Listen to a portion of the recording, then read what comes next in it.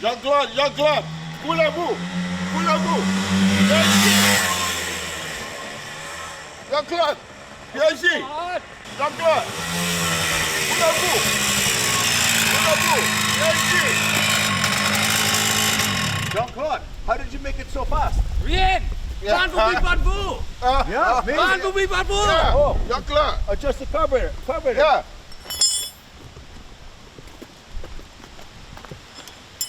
Muy bien. Yeah. Van vous pas de vous!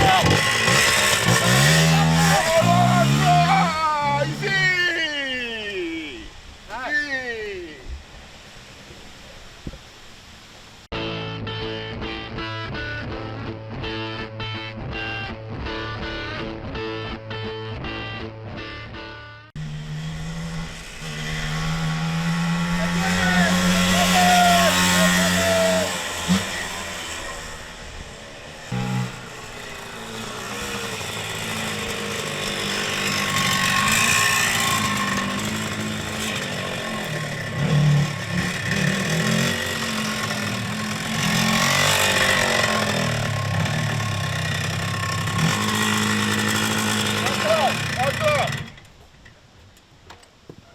There you go.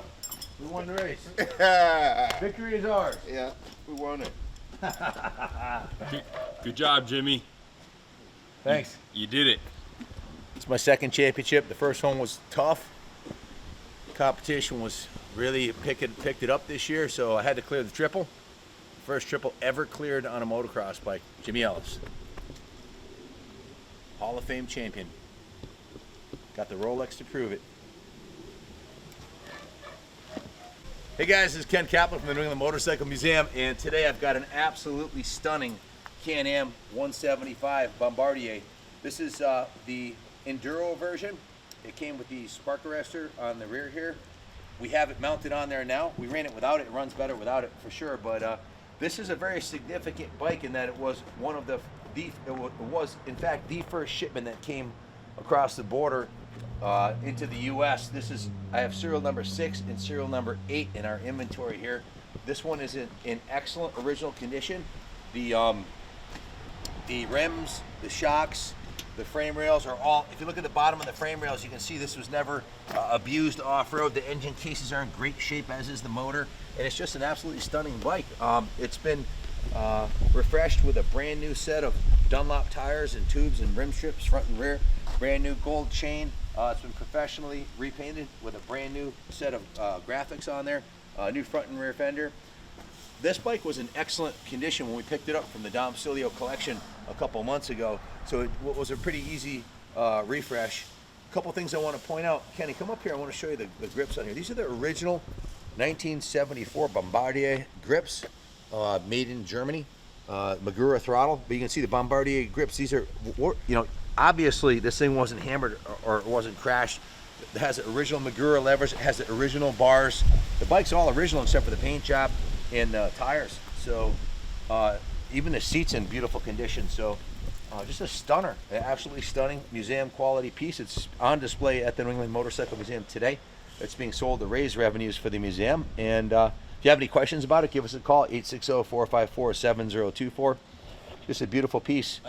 I mean, the tank's been repainted, but this is the original tank, and it wasn't totally bashed in.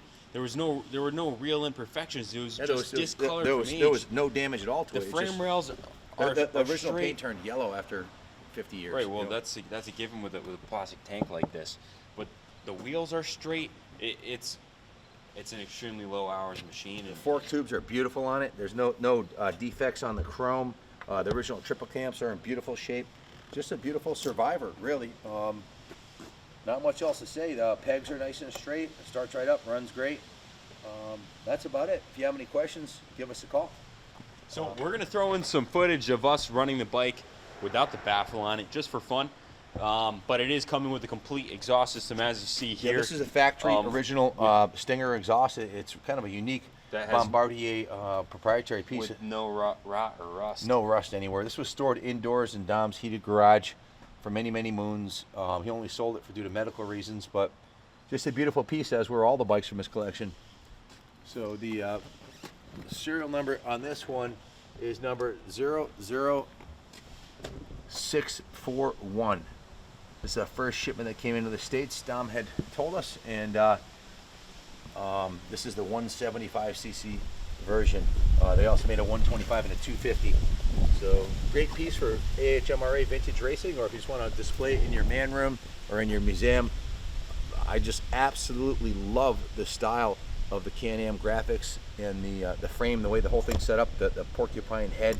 Just a beautiful piece with these new knobbies on here. It looks great, chrome rims. And the jacket that you saw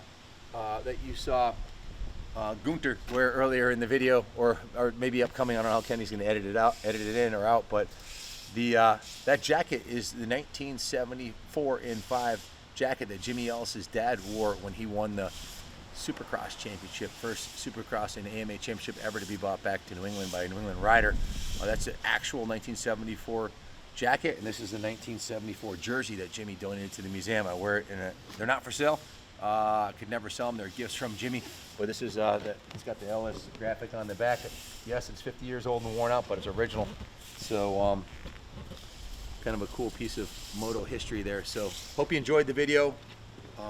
Good luck finding a nicer, lower hour one than this, more original. I don't think there's one that exists that I've seen anywhere in nicer shape. These Can-Ams are few and far between, and usually when they do come up for sale, they're well worn, needing servicing. This one's was mothballed by many years from Dom. Dom had a massive collection of bikes. He only sold it for medical reasons. He has massive medical bills, and unfortunately in this country, that's the way it is. You got to pay for them. So I still owe $5 on my last from when I broke my back. Alrighty. A whole nother issue 2 years ago. I'm still Guys, paying that off. we can ship the bike anywhere in the States inexpensively. Message your zip code for a quote or call us with any questions. This thing's sweet. 860-454-7024. Thanks for watching thus far. This one last thing. These are the original factory Beater forks. That's what they ran on these. One of the best performing forks you can get from that era, with the aluminum alloy triple clamps, light, durable, and they worked great. So good luck bidding on her. God bless America, and God bless Canada. A lot of cool people in Canada that still to this day ride vintage Can-Ams and motocross bikes, and they have a great culture up there for motocross. So God bless Canada.